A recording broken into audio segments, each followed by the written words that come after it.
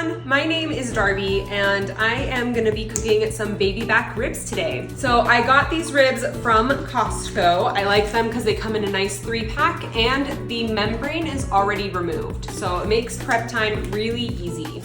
I'm gonna be marinating them in Dr Pepper, and I really like to do this in a vacuum sealed bag. That way I can get the bag cut to the right size that I want, and I don't have to worry about cutting the ribs and putting them in Ziploc bags. I can just marinate it whole so I can put them directly on the grill whole. Just so you know, I am a gluten-free chef. Everything you see on my videos will be gluten-free. You can always make adjustments for what you need, but I was diagnosed celiac 2 years ago, and I've spent the time figuring out great recipes that both people who are and aren't gluten-free can enjoy.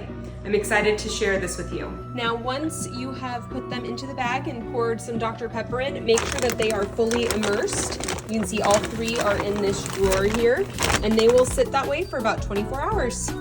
All right, now that your ribs have been marinating for about 24 hours, we're going to season them and prep the grill. I'm gonna be using the 3-2-1 method today, so 3 hours it will be uncovered, 2 hours it will be covered, and then the last hour uncovered again.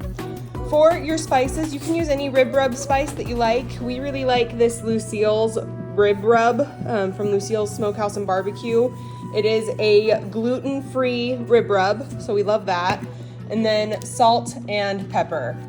Keep it very basic, but delicious. We have our foil-lined cookie sheet that we'll use to season it and pat it dry, so that way all of that binding really gets in there good.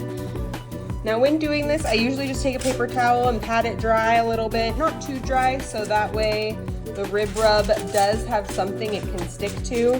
But you can see that the Dr Pepper has really had time to get into this meat, and it's taken on a little bit of its color. So it should be nice and sweet, which is what we want for these ribs. And I just generously sprinkle it on and then use my hand to help even it out. This is roughly what they should look like, evenly coated and ready to go on the grill. All right, today we're gonna be using my Ironwood 650 on these ribs. All right, today we're gonna be using my Traeger Ironwood 650 for these ribs. So we're gonna come over here to the dial. I've set it to 180. So I'll press the dial to set and ignite to start. As it's the first time we've used it this summer, I just gave it a good clean out. We want to make sure that we're always cooking with a clean grill, and that will give you the best smoke and the best flavor possible. I like to do a quick spray of the grates with cooking spray, so that way it reduces the stick. And there you have it. So I have them pretty evenly spaced out. Traeger has a probe that you attach directly into them, and we'll be back in 3 hours to see how these babies are cooking along. For those of you who have this super smoke setting on your Traeger, I highly recommend it. It really helps get a even flavor throughout all the meat.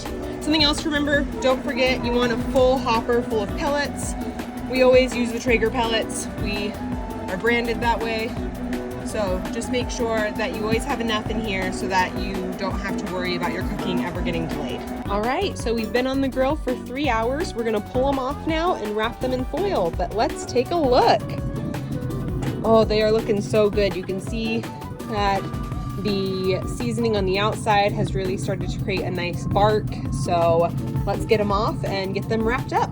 Now that we have them off the grill, we're going to wrap each one in foil. So for this mixture, I'm going to be using Simply Apple, the organic honey from Costco, and then some light brown sugar. I don't typically use exact measurements. I usually want to make sure that everything is fully covered and whatever feels right.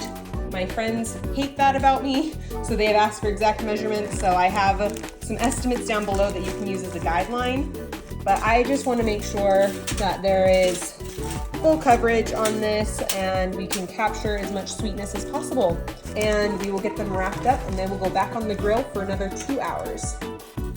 Using a second piece of foil on top, we crimp it at the sides so it makes a nice foil wrapped rack of ribs that will go back on the grill. So we'll use all 3 racks while they're in the foil, just so that way they have room.